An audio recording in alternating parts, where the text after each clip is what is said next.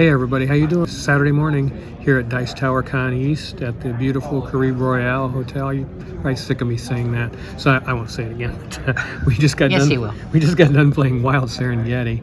It's like it's 7:30 in the morning, so we got up a little early, got all cleaned up, and come down and play some of these hot games that we haven't been able to get near because there's so many people here.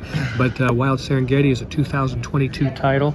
The designer is Gun-Ho Kim. So I've never heard of him, but this is a worker placement game, contract completion type of game. You're going to have a placement board here where you're going to place your worker, which is a camera, which is pretty cool because you're making a documentary film about the wild animals. And you have 8 worker spaces over here, or 8 sections. And there's more spaces, but there's 8 sections here where you can go to do different functions and place different animals, which are really cute, by the way, on this Wild Serengeti board. And you're trying to complete get things done that the Rock of Ages tells you should be concentrating on. There's a couple of award ceremonies that go on in 2 of the rounds, in the later rounds, and the Rock of Ages is pretty cool. It really doesn't do anything, but it is nice because it kind of prompts you to take coins at the beginning of each round, and it tells you when to do the awards ceremony and the Great Migration, which is the icon for this gazelle. This is the award ceremony, this is the Great Migration, and you draw a card, and cards would be removed according to the player count from the animals. From the Serengeti. What did I say? Cards. Animals would be removed. It's early. So animals will be removed from the board. And you're going to these spaces and grabbing these animals and trying to complete the cards that have a pattern on them. You have to put the animals on the board in that specific fashion. Now, you can put them there, or they may happen by accident. Once you start getting animals out here, then you don't really need to put more animals out. You need to move the ones that are out here. So you have some worker spaces that swap your animals. Like it says swap animal positions, and then this one is move animals 1 to 3 spaces. So a lot of times you can finish one of these cards if you use your head without bringing any animals out onto the board. By moving the animal that your opponent had placed there where they wanted it to be, and someone else moves it out of the way. That's the thing you gotta put your thick skin on when you play this game, because you're going to be doing things to mess up your opponent, and it's not mean. It's not something you're doing on purpose, but you're trying to complete a card, right. And you're going to need the gazelle over in a certain space, and you're going to move it, and your opponent might have been working on a card with that gazelle in that particular space, and that can happen. So you got to kind of go with the flow, and which it didn't. Once you understand that, it doesn't bother. You just work on something else. Yeah. I mean, I just said,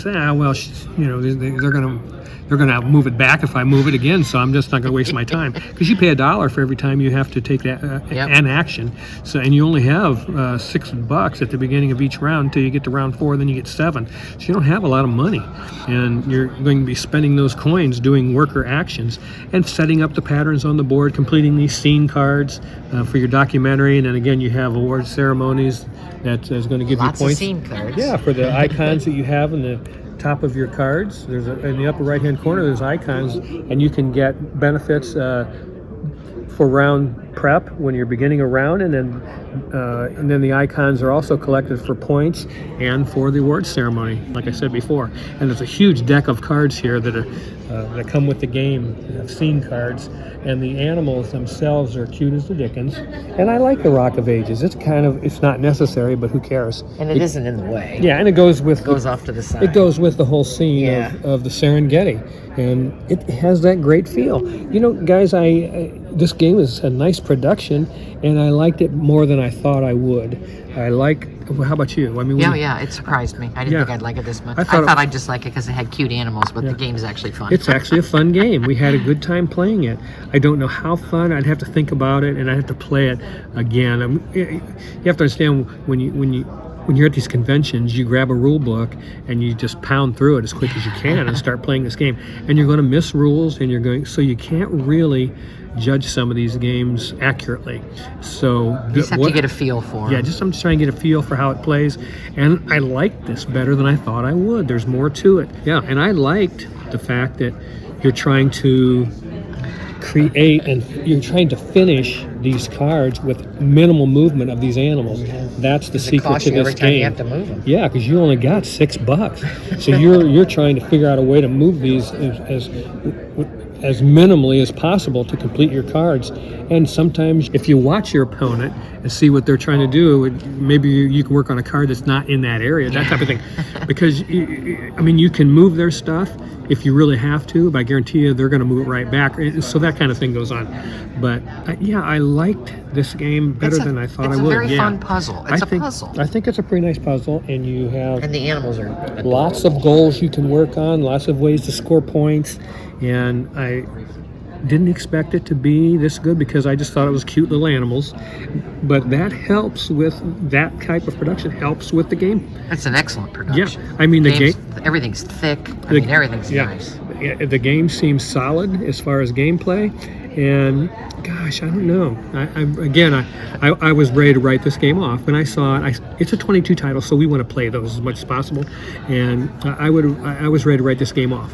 I looked at it just walking by the table, and I'm like, you know, a bunch of animals. How many times have you seen that? But they're cute, and the giraffes, and I mean, just they're, you know, it's a Kickstarter. I wonder if the retail will look like this. I don't know. I hope so, because this is really nice, really nice game, and there's game in here. Yeah. You know, once in a while you'll see a game that's just overproduced, and there's no game in there. There's game in here, so. This is one I would actually look to buy. Yeah, I would think about it. Yeah, absolutely. I enjoyed myself playing it. And that's all that matters when it comes to board games. Did you have fun? It has a nice balance of production and gameplay. The mechanisms work well together. I've seen everything here before. It's worker placement, pattern building. So you've seen all that before, but it has a nice theme to it with the Serengeti thing. And your camera workers are really nice. And I don't know. Yeah. I had a good time playing it. The spaces are locked because we're 2 players. Yeah. That's why there's locks on some of the spaces. So you don't want to have too many games in your house. So you want to really ask yourself how much you like a game before you take it home. And then if you like it so much that it's better than something you own, then you have to pick a game in your library and get rid of it. But that's the hard part. So yeah, that's Wild Serengeti. I liked it better than I thought I would. I would play this game again and would like to play this game again. So maybe at the next convention, we got another one coming up in September. Yeah. I'll get this to the table again out of the library if I can find it, because this is a hot game. Yeah. If you're here at the convention at Dice Tower, they have like 10 tables of maybe more than that. 2, 4, 6, 8, 10. Yeah. 10 tables, and there's a hot game on each table. Where if you don't get up early, these tables are packed. These games are new and they're not in the library yet. Yeah, 1,600 people here, and everybody's fighting to play these hot games. But where's everybody right now? Everybody's in the line for the flea market, where you can buy games dirt cheap, and that's why I always tell you guys to head to your local convention, because you can get games at a fraction. I mean, a fraction of the cost of retail, because people have too many games and they're going to come and sell them. I always tell Laura, you can put together a fantastic board game library for $200. You know, you can get probably 15 games that are magnificent. Maybe they're 5 years old, but they're brand new. And a lot of times you'll find games that are 5 years old still in the shrink. Yeah. I mean, stuff like that. Good games. Maybe for whatever reason, they're for sale. So yeah, a board game convention is the best place to go if you want to build a gaming library. If you want to build a gaming library on the cheap, which is what we do. Yes, that's us. So yeah, Wild Serengeti is worth considering if you like a light to medium. Light? It's a light affair. I'd say light to medium with all the stuff that's going on. There's a lot of stuff because the cards on. it's not, all the patterns aren't the same. In other words, some of these are kind of easy. You put animals on a line. It sounds easy until somebody moves one of them, then you get mad. But some of them have an adjacency pattern you have to follow. Some of them have specific types. Do I have one? Oh, here we go. Specific types. Like the leopard has to be on water and the hyena has to be on a tree. Yeah. Some of them are real specific. Yeah. So I mean, there's enough game in here to keep you occupied for sure. And I like it, and I want to play it again. And that's Wild Serengeti. I'll talk to you later. Bye-bye. Hey everybody, how you doing? It's the Bones Collector back at Dice Tower East, and we just got done playing a game called Nouvelle France. And I've never heard of this game. I saw it in the library. You do need to spin the box so we can see how large it is. Yeah, this is how thick this box is. It's a pretty big box. Yeah. That's a pretty big box. When I saw that, I was like, that looks interesting. This is why you go to conventions. You get to play stuff. I would never buy this game. I never even heard of it. Yeah, and it was, we looked it up, it was backed on Kickstarter for like 400 or 500 people. That's it. So there's 400 or 500 copies out there, and it's pretty hard to find. I mean, I tried to look it up, and it's hard to find a copy of this. And it's kind of a Tetris board game. If you see these shapes, they're all glued together, and you're going to have 1, 2, 3, 4, 5, 6, 7, 8, 9 different shapes that you're going to use in this game to try and build these buildings, and they signify the buildings that were being built back when Quebec was just getting started, and they had to get things done before the snow fell. So you can see these snow drifts starting to. Oops, this one's kind of messed up there. There's our snow drifts. Snow drifts, yeah. So you have.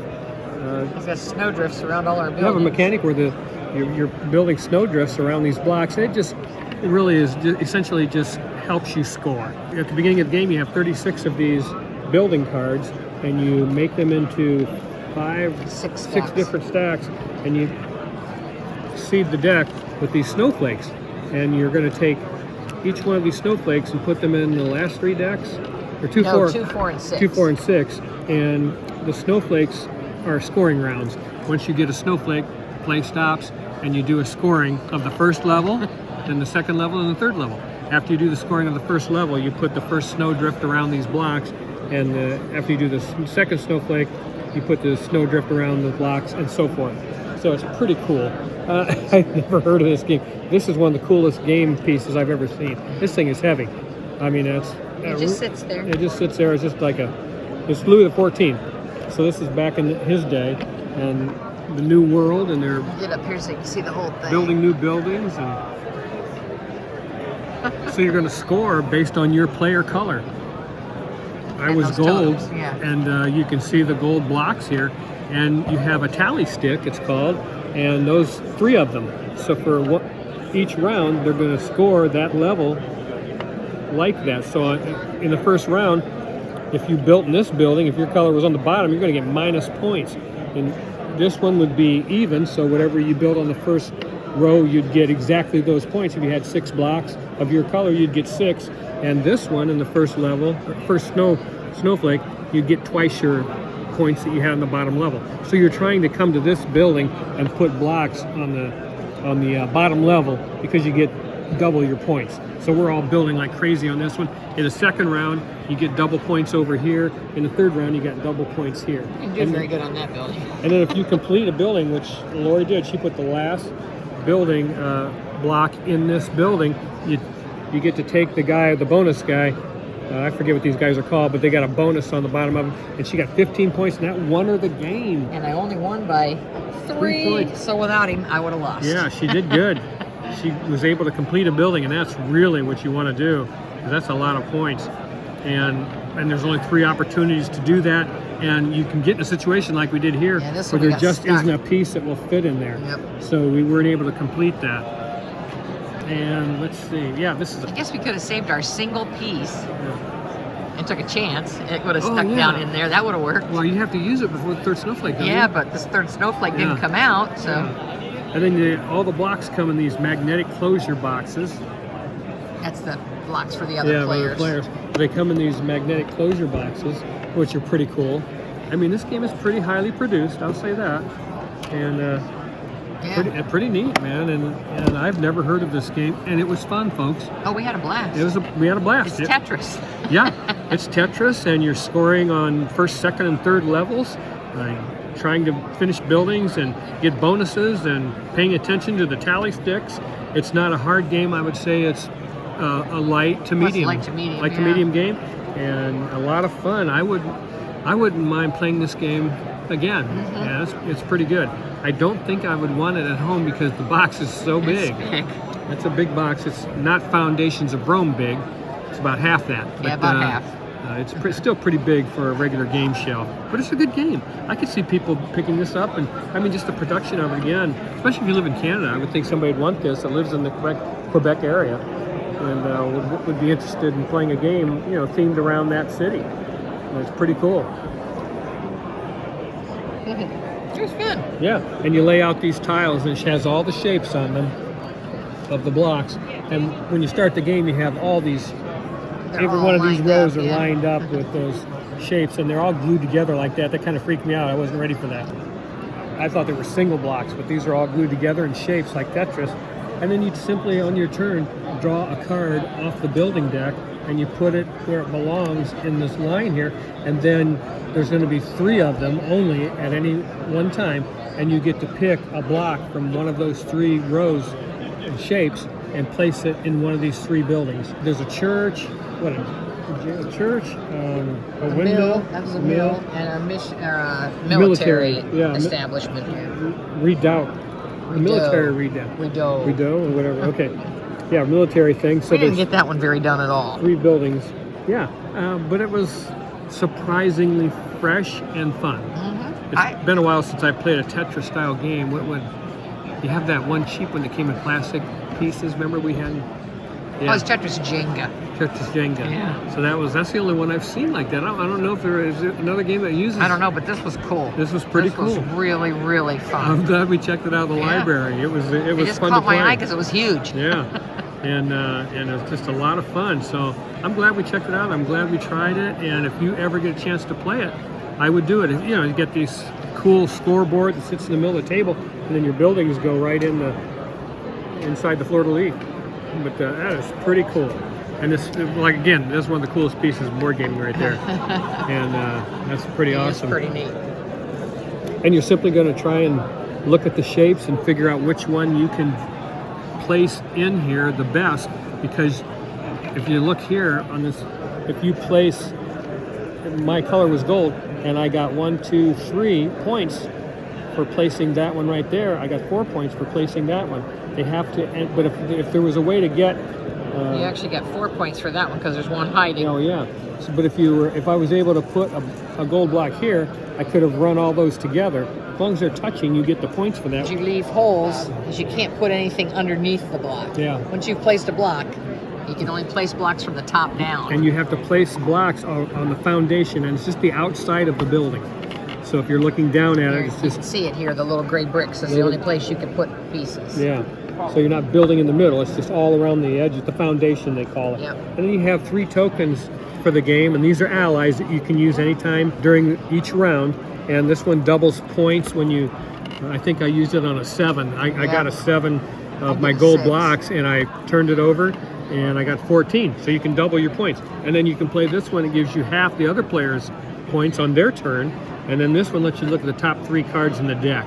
See if this is a snowflake. Yeah, and you have little bonus building blocks, where'd those go? 1, a 2, and a 3, and those bonuses have to be built at certain times during the game. Is that my 2? Yeah, There it's you a go. 2. There's a 2. This is a 2, but you have a 1, a 2, and a 3, and you have to build that 3 before the first snowfall, the 2 before the second snowfall, and the 3 before the third snowfall, or you lose them. So you want to use them at optimum times to get maximize the points on your turn. So that was pretty cool too. You got fleur-de-lis for your point markers on the board. Again, nice production, a fun game. Very fun. Yeah, and it's overproduced. These could have been plastic. These are solid wood. Yeah, they are. These are solid pieces of wood, and they could have been plastic, but they're just nice to feel and touch and to put on here and say and think about the snow that fell back in the day when they were trying to build, and what that was like for the people trying to get this done before winter set in. And I don't know, it's very thematic, and we had a good time, a surprisingly good time. So that when that happens, it's always puts a smile on my face. But yeah, that's Nouvelle France. It's 2022 or 1? 21. 21 It fulfilled at delivered. 21. I don't know what It was the a game is Kickstarter. I considered don't know to if there be. was. Oh, wow, that's game number 467. Yeah. So this is something else. Yeah, it was like very few copies out there in the world, but we got to play one of them because it's here in the Dice Tower Library. This is why we come to conventions. I love you guys. I'll talk to you later. Bye-bye.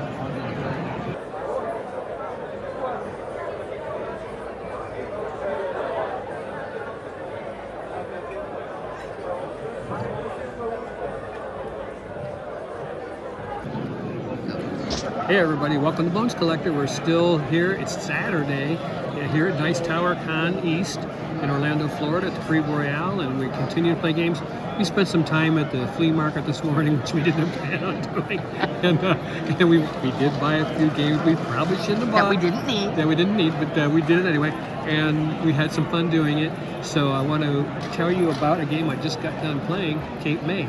And Cape May came out in 2021. I've been anxious to play this game. It's designed by Eric Masso and published by TW Games. First of all, it's a very nice production. You got these nice little building, Victorian home buildings, and these businesses that are really nice. And they look really nice if you wash them, don't you think, Laura? I think they would. Yeah, if you did like a mini wash on them. I think they look great. Yeah. And this is a hand management game. You've got a hand of cards in your player color, and this is how you're going to move around Cape May. And this is, this is Cape Cod area, and it's captivating because of that to me. It's just beautiful on the East Coast. If you've never been there, it's, take the time, some time in your lifetime to go. Take the train up the coast or something, Amtrak, but it's worth it. But you're going to be doing a hand management system with this in this game, and you have several different things going on. You're going to try and build shops and cottages on this board. And once you build the tokens for the shops and cottages, then you're going to try and get them upgraded when you can. And it costs money to do all of that. You have a player board that keeps track of some of that information on how much it costs to do things.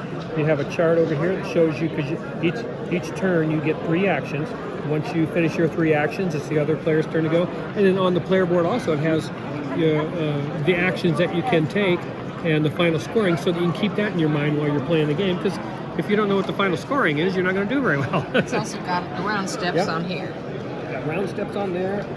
And this is how much... That's final scoring. Final scoring, yeah. Building majorities, yeah. Wow, 8 and gravel. I should have paid attention. I got 8 and gravel. Lori won this game. You build on the sand. And then also, if you land on some of these special icons, you get to do different things. You can collect birds. Which I did. Lori did and got 15 points. I got 5 for collecting members. And then like the pier icon has a function. Draw 3 of these cards and keep 2. Yeah, and those are very helpful. Yeah, those and then activity the lighthouse. cards. What did the lighthouse do? You get to build for $5 anywhere. Oh, that's right. Yeah, and then you have these upgrade cards when you do upgrade your shop. Yeah. Shop to a business. When you upgrade shop to a business. Shop to business. You get one of these cards. One of these upgrade cards. It depends, and they're different locations. There's the grass, the dirt, the gravel, and the sand. So it depends where you did that upgrade, which card you get. And you got some bonus points off one of yours. I did get some bonus points. The production's very nice. The board is beautiful. It makes you think you're in New England, which is pretty cool. And again, the little lighthouse is your turn marker. That's cool. It was a little bit more fun than I thought it was going to be. I watched it play it a couple of times and got a feel that I thought I would like it, and it was pretty fun, wasn't it? I liked it more than I thought I would. Yeah. It was very enjoyable. I had a good time. Yeah. And again, these, I don't know, after playing Foundations of Rome with all those beautiful buildings, and the box is just so big that I never could consider taking that game home. But these would be fun to do a wash on and get that same feel, I think, of building and having a great time doing that. And you get this nice draw bag for the birds. And There's also a balloon in there. I got the balloon. And then you're going to. We got people standing beside us. I'm sorry. I hope you guys can hear me. Okay, so anyways, yeah.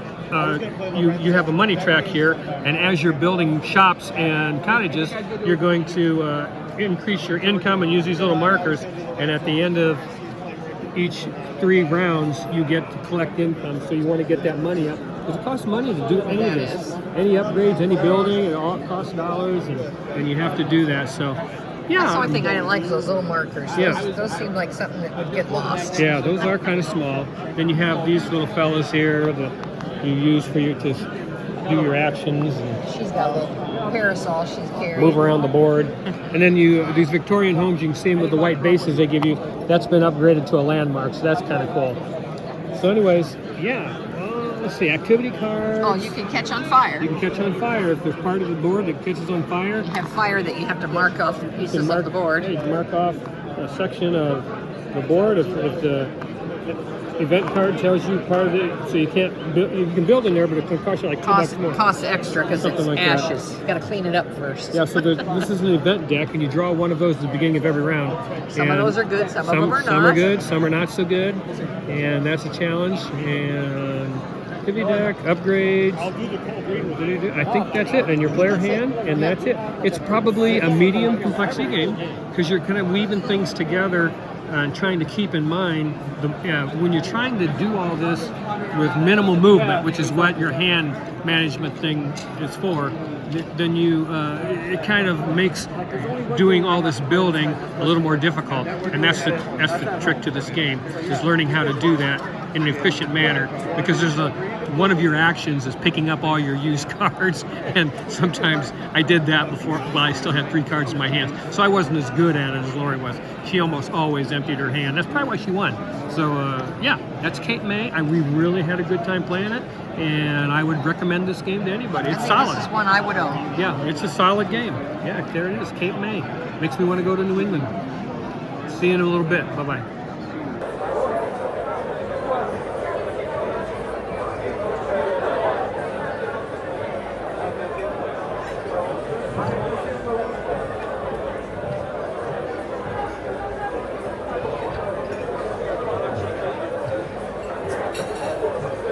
Hey everybody, welcome to Bones Collector. And Lori and I got up this morning. It's Sunday morning. It's the last day of the convention, and it's 3 o'clock in the morning because we wanted to play Transmissions. That game is one of the hot games here at the convention, and it has its own table. And the whole time we've been to this convention, that table has been taken.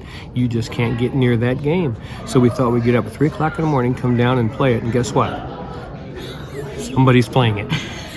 I can't believe there's this many people up at this time of the morning. It better be good. Yeah, it better be good, because we're going to wait till they're done. And they said we could play after, reserve it for after they leave. So we're waiting for them to get done so that we can play Transmissions, then we're going to go home. But I cannot believe the people that are up at this time of the morning. So Lori's going to show you.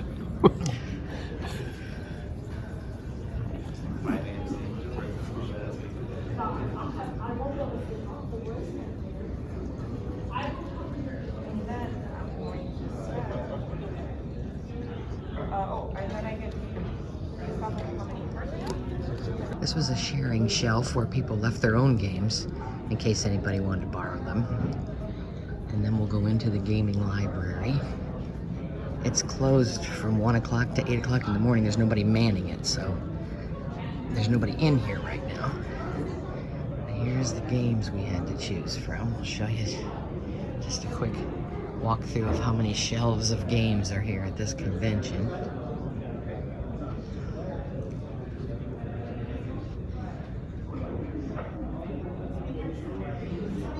As you can see, we had a big choice of games to play. There's a crokinole board there. In the middle here was mostly child and family games, like young people games. There's a lot of kids, not a lot of kids, but this is a very kid-friendly convention. And then on the other side of that rack, these are just mostly expansions that go to other games. And then some of these are games that weren't in the library. There's Yak that we played because they're relatively new. And we'll go back over here to this row. We have these. I'll try and get 2 racks at a time so it doesn't take quite so long. There's this one. So as you can see, we had a lot to choose from while we were here.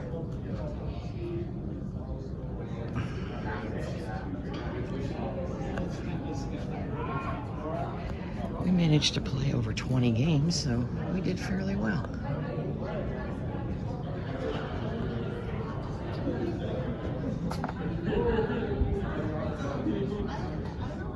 Okay, there's one more section of games. We got all these. like Larry said, it's 3 o'clock in the morning, and there's probably 50 people down here playing yet. And we passed another 10 or so at least in the hallway when we got here that were just leaving.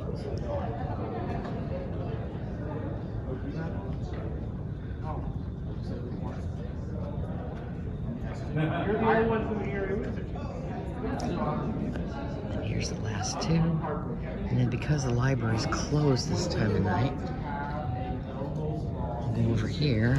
You could also check out poker chips, different kinds of things. They had an entire rack of pens, pencils, meeples, bags, score sheets, anything you could possibly want. And then this is little games. They're just in bins, game after game after game, these little tiny card games in cases. And then these are all the games that people checked out between 1 o'clock in the morning and now. Because the library was closed, they have to just leave them set here until they get here at 8 o'clock in the morning to check them all in. So you can tell people have been here gaming quite late last night. There's all of these. And then this is the hot games area. There's probably 10 different games in the hot games area. It's just games that are set up already and ready to play. There's a couple there. And there's like 3 there, and then there's 5 maybe down each of these rows. So hopefully we get to play transmissions soon, and then we're going home. Okay, this is set up out in the hallway. They had a big pitch car track. They had a big game of pitch car yesterday at noon. And over here we have a game that I'm not even sure what it's called. It says Roller. So I'm not for sure exactly what that is. And then this is Giant Ice Cool. Everything's just, of course, huge.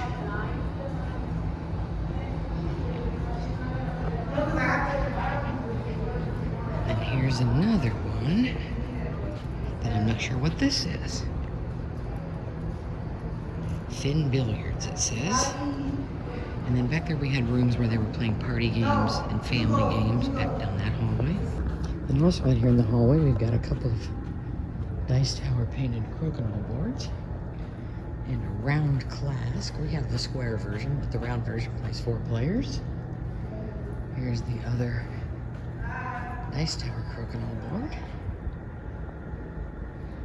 It's nice and quiet in here this morning, because there's, like I said, only about 50 people that are down here right now. Hey everybody, welcome to Bones Collector. It's Sunday, the last day of the convention here at the Caribe Royale in Orlando, Florida. Last day of Dice Tower 2022. We had a great time. Did you have fun?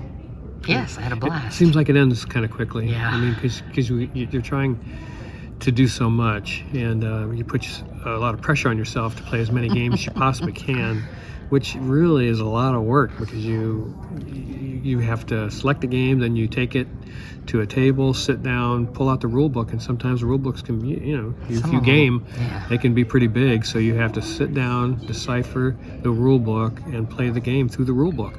And makes your head hurt. Yeah, it can really wear you out after a few days. But we've been doing that, and I'm ready to go home. My cat misses me, Duchess. She's anxiously awaiting our arrival, I'm sure. So I'm anxious to get home to her. But this game we just got done playing is called Transmissions, and is a game by A.B. West. The art is by Matt Dixon. This is a hot game. Here at the convention, this table was packed the entire time, and I'm going to tell you right now, where'd the rule book go? The rule book is in tatters, folks. There's been so many people played this game. Look at this. It's just falling apart. It's falling apart, man. I mean, it has just been beat up because so many people have been playing. And this is a brand new game from 2022, but it's nonstop. Everybody plays this game. Look at, here's a page. But this is kind of a worker placement, rondel, hand management, tiling, variable player power type of thing. And you have these 4 avatars on the board, these 4 different robots. And you have Which are cute as the Dickens. Yep, and they are cute. Somebody brushed these or washed them. Is that what it's called? I think so. Yeah. Washed them. I don't think they come like that. They're really cute. But they're cute. Yeah, and you could, just because there's 4 of them, you can do a nice wash on them very easily. Get online, they show you how to do that. Then you have a hand of transmission cards, and those are movement cards where you're going to be moving these robots, and you're all using these 4 robots. So somebody's probably going to put a robot where you don't want it to be, or you want to go to a space you can't get to, that kind of thing that happens in this game. Then you can get some ideas here to add to your robot.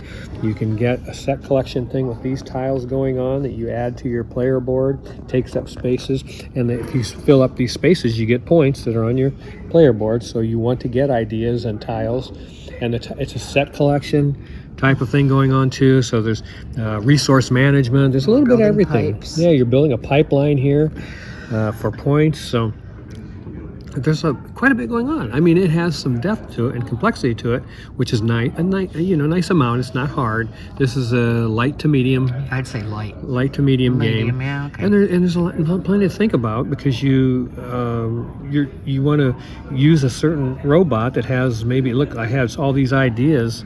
If I use this slowpoke guy, it only moves 2 spaces, but he has a lot of ideas that I can activate if I use him. So you're waiting for his card to come up or whatever, and you don't shuffle your deck. Yeah, and you don't shuffle your deck, so you just keep using it the same way the whole game, 1 card after another.